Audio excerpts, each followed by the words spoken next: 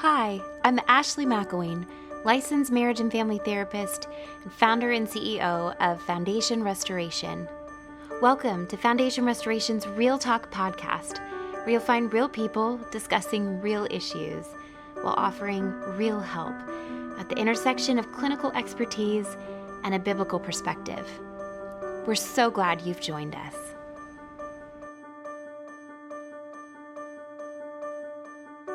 Hello, friends. Welcome back to the Real Talk podcast. I am grateful to be with you. I hope everybody, all the moms out there, I hope you had a wonderful Mother's Day. It's kind of crazy that we are about halfway through May. I don't know about y'all, but that is just crazy to me. Time is flying by. But I hope that all the moms out there felt loved and valued and appreciated and celebrated. The work you do is so important. And from one mom to another, happy Mother's Day, linger. Again, hope you all felt loved and celebrated and got to celebrate in just the way that you wanted and needed. So glad that you're joining me today. Grab your drink, your favorite drink. I've got my coffee. I've got a candle lit. And I am just so excited. Wish that y'all were sitting here with me. I would absolutely love that, but hopefully this time together is still meaningful for you. I know it is for me, and I'm so grateful for each of you that is tuning in. It means a lot. I had a little conversation with somebody recently that was sharing kind of their feedback with the podcast, and it just really encouraged me. You know, when you do something like this, you hope that it's impactful and that it encourages and helps and blesses whoever chooses to listen. And when you get that feedback, it's really meaningful and encouraging. And I just treasure those interactions. So again, I was grateful for that encouragement, and I pray that you find our time together to be an encouragement as well. So thanks so much for joining. Again, I hope you got your favorite drink and maybe your favorite blanket, a favorite candle, or maybe you're just commuting to work. I don't know. But wherever you're at, I hope you find some comfort as we spend a little bit of time together. I'm grateful. I'm a quality time person. Physical touch, quality time are my two primary love languages. And so I always value when I get time and treasure when someone gives me their time. That being said, I'll hop into this new episode, and we're going to be talking about busting the myth of a balanced life. Everywhere we go, I feel like we're kind of told that there's this need to find the right balance in life.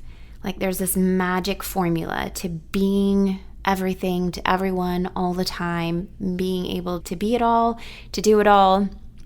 And I just think that's a lot of pressure, and it's pressure that I have felt in various seasons of my life, like, oh gosh, I just got to find this right formula to be able to be it all to everyone and to do it all the time. And so there's this pressure to somehow find the right puzzle pieces to come together. I'm a puzzle girl. I love me some puzzles. But I very much lock on. I limit my puzzle intake because I can't walk away from the puzzles. I just have to see it through. And so I feel like that's kind of this concept of balance. It's like this puzzle that I have to figure out how I can be the perfect wife and the perfect mom and the perfect, friend and sister and daughter and boss and running a ministry. And, it's also make sure that you're fit and you're eating right and taking care of yourself. And so there's all of these pieces, never mind too, the faith component, right? And making sure that I'm the child of God that I desire to be. And so I just look at all these pieces and I'm like, oh my gosh, I just can't quite figure out how this puzzle goes together. And there's this tremendous amount of pressure. And I've heard that so many times in the room from clients, gives them a lot of anxiety of just, I'm crushed under the pressure of doing everything, being everything all of the time. And so that's partly what inspired this podcast and this topic is the concept of trying to find this magical, perfectly balanced life. And I think about even with nutrition, right? We're told, here's what a healthy, balanced meal is. And if you have this amount of protein and this amount of, we kind of have this thing. And so we look at life much like that there's this magic formula and our lives will be like so nutritionally fulfilled. So I want to talk about that because at the end of the day, I believe that a perfectly balanced life is a complete myth that we are crushing ourselves under the pressure of. So that's how we're kicking it off today. And I'm going to go through some of my points in regards to this topic of a balanced life and what the alternative is. The first thing that I want to talk about is instead of looking at everything as finding the right balance, I don't think there is such a thing. I don't think we ever find a way to balance all of the things that are on our plate. The alternative to that is a prioritized life. So my first point is just finding our priorities, knowing our priorities. I'm sure at some point you've seen on some social media outlet this metaphor. I've seen this several times of the example of you've got these huge rocks and then you've kind of got the pebbles and then you've got the sand. I'm hoping you all have seen this, but basically what happens is they kind of give the demonstration of you pour the sand into this big giant vase and you look at these pieces and you say, can they all fit in here? I don't know. So you pour the sand in, then you try to put in the pebbles and then you try to put in the big rocks and they don't fit. The metaphor is the rocks are the big priorities, the absolute necessities, the things that matter most in our life. The pebbles are kind of the middle ground, right? They're the things that kind of are necessities, but they're not our top priorities, but they're still important. And the sand is kind of all the extras in life. And so if you put it in order, you put the sand in first, then the pebbles, and then the rocks, they don't fit. But what's amazing is when you put the big rocks, the top priorities of your life in first, then you pour in the pebbles kind of situate themselves around the big rocks. And then when you pour the sand in, it all still fits, but it's got to be big priorities first, then kind of those necessity mid-level things, and then the sand or the things that are kind of the extras in life. And that might sound like, oh, okay, well, you just told me there's a perfect formula. But no, the formula, so to speak, is looking and saying what is most important to me. For me, I can say, like, my faith in the Lord is most important to me. And I have got to have God at the center of my life. My relationship with Him has to be right. That is absolutely essential. Prioritizing, growing my relationship, maintaining my relationship with the Lord. Then it is my family. And that's honestly, it's my husband and my kid first, and then my family of origin, and kind of that, and then the extended family. But it's like my immediate little family is the absolute essential in my life, top priority. And then, I would say too, just like my purpose and finding and feeling that I have absolutely, I'm stewarding my gifts, my talents and treasures well in every day, fulfilling my purpose, and then from there, it's you're kind of looking at how that looks through work and fitness and health is a priority for sure. But again, these things, you kind of like, you look at them all, you put down all of your obligations, all the expectations, all of the things, and then you look and you say, what are my top priorities? And those are the things that every day they're the top of the list. So if they don't relate to my faith, if they don't relate to my immediate family, if they don't relate to my health, if they don't relate to my purpose, then they're kind of in that mid-tier or in the sand tier. So is this a giant rock? Is this a pebble? Is this the sand? And then you're orienting your day according to that. And I think that makes a huge difference in how we prioritize our lives and how we fit things in. And so rather than sitting there saying to ourselves, how do I do everything to everyone? No, we look and we say, how do I do and be everything to these priorities to the best of my ability today? And then what gets my next, if there's leftovers, what is that going to? How am I allotting my time? So if you shift it from I've got to do everything all the time to everyone for everyone, and you say, no, I'm looking at my rocks. And these are the things I'm putting in first every single day. That shifts things. And so I would say the number one thing is knowing what is most important. What do you value the most? What do you treasure the most?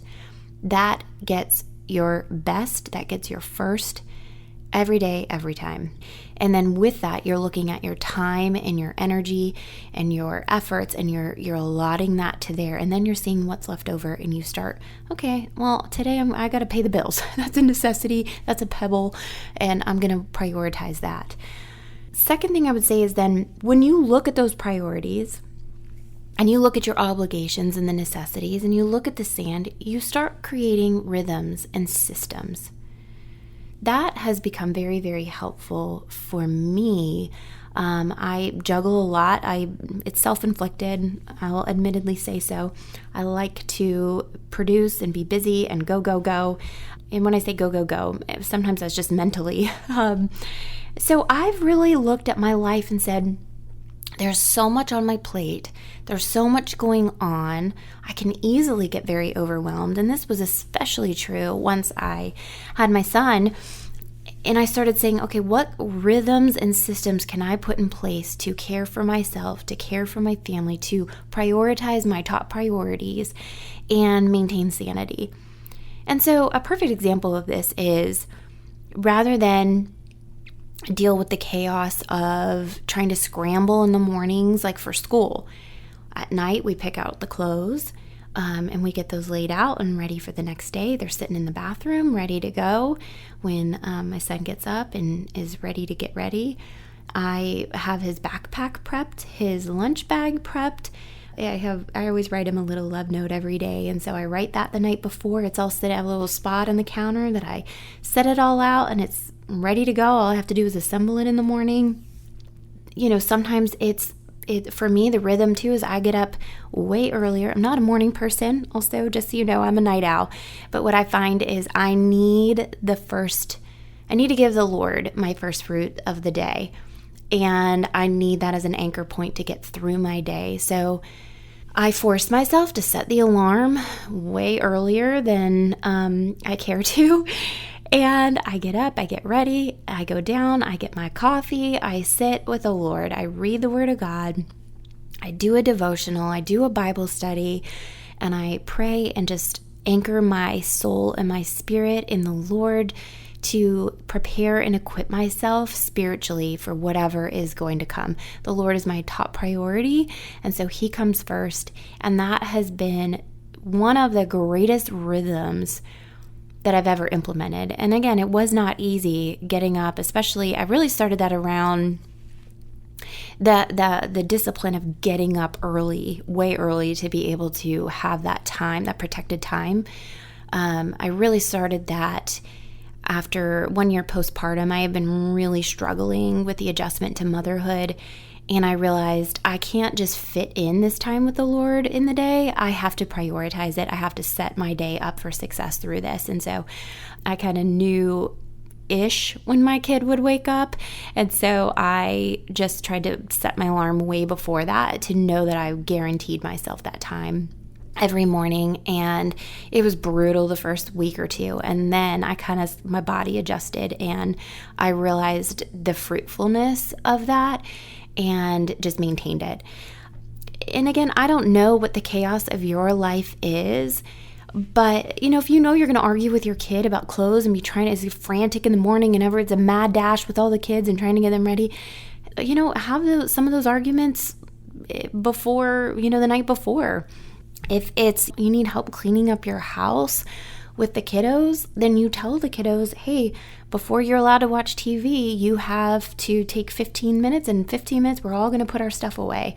Come up with some systems that just help bring a little bit of order and create rhythms of your day. Again, I do my quiet time, and then my little guy gets up and a lot of times he'll see me still doing it and he comes and joins me, and then we do our quiet time together where we read the Word of God, we pray together, and then we do like a little handwriting, to help with his little fine motor skills. We do a writing exercise.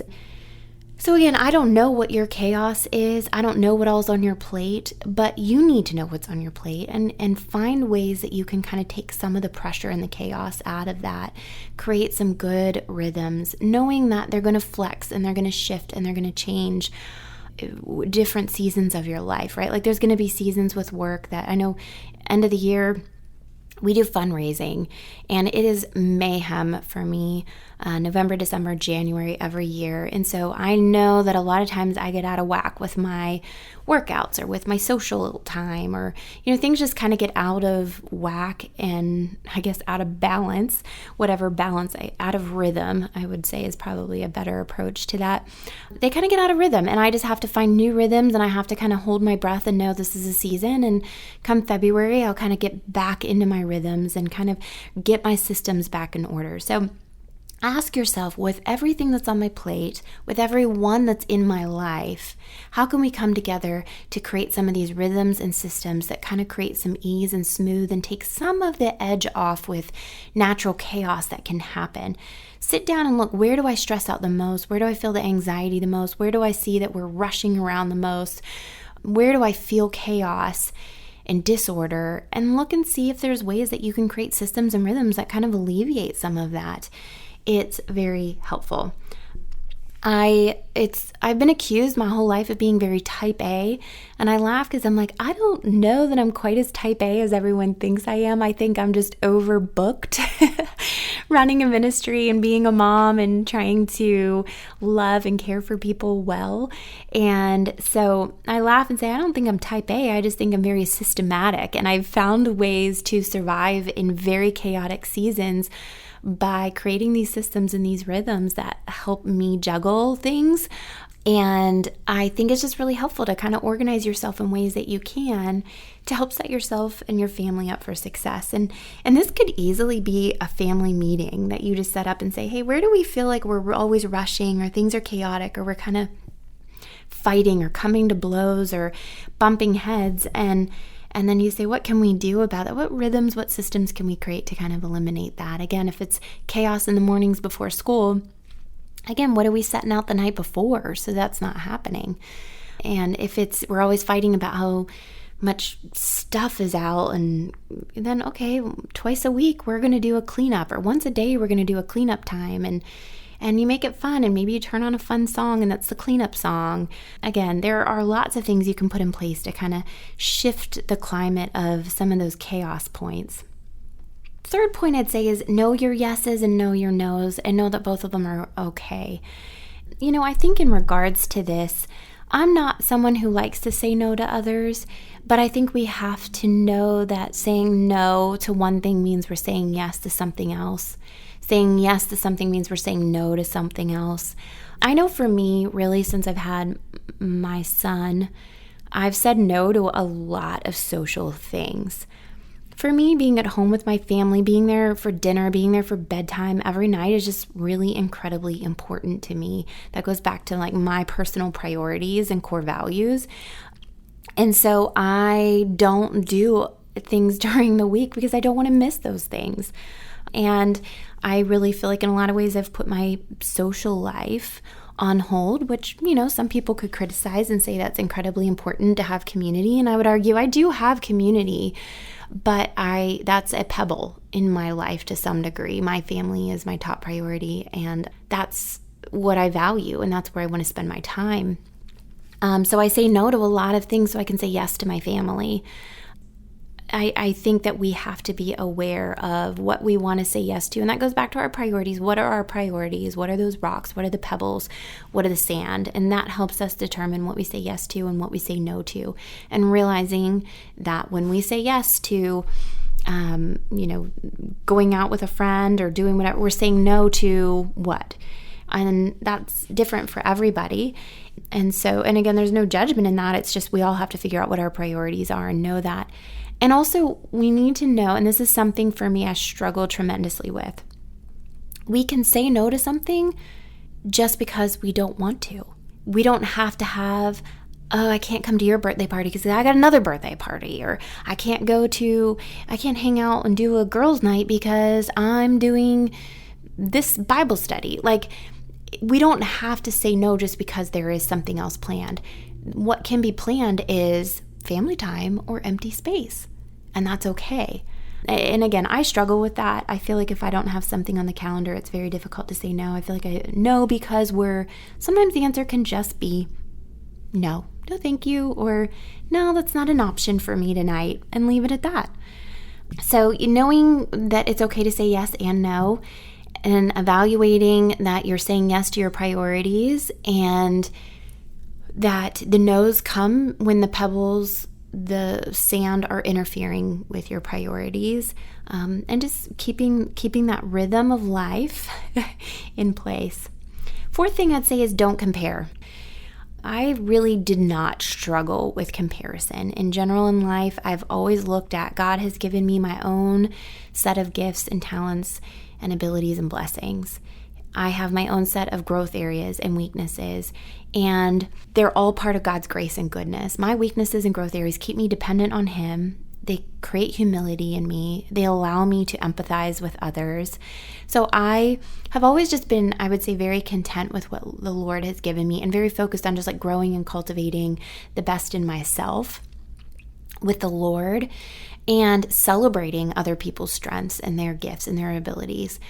But when I had Grayson, my son, I struggled a lot. I think if there's any parents out there, and probably especially moms, but I think for dads too, you have a kid and it has a way of bringing the dross to the surface, and you realize a lot of your stuff.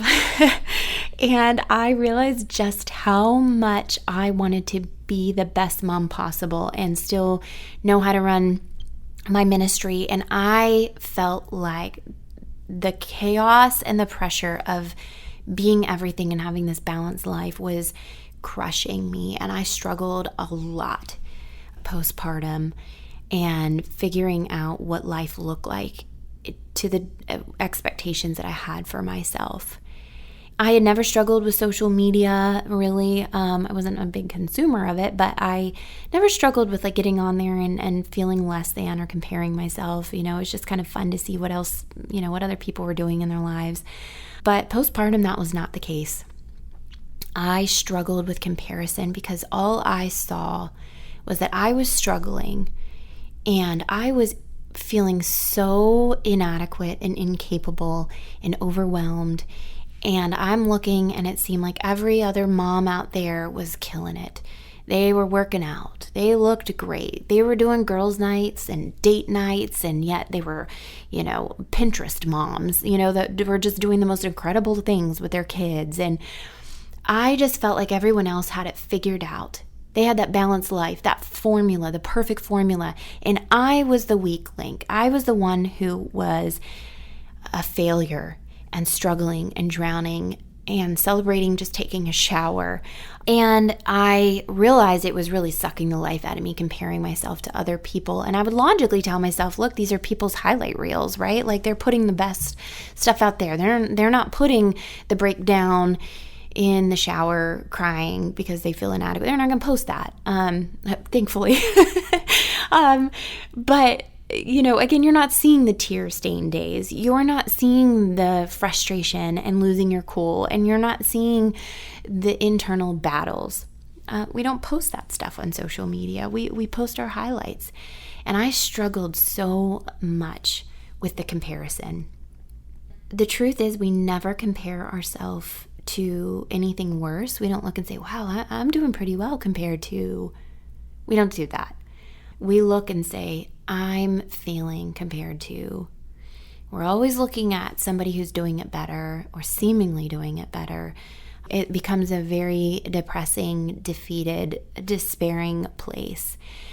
And so I would encourage you to put boundaries in place to stop comparing yourself. For me, I just had to cut way back. And again, I wasn't a big consumer, but I just pretty much stayed off of social media because I could not handle it. To this day, I usually post, but I don't ever scroll. And that's more for more like family and friends to kind of see, things that are happening with my family, but I that's minimal, honestly. I think most people probably get annoyed because my social media is all ministry related. But I would just encourage you, don't compare yourself, because everybody is struggling. I know that. That's what I do for a living. Everybody's struggling with their own things, and you're doing better than you think. Your worst day is someone else's best day.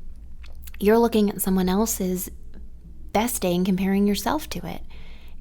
So I would just encourage you to take a deep breath and realize you're doing better than you think you are.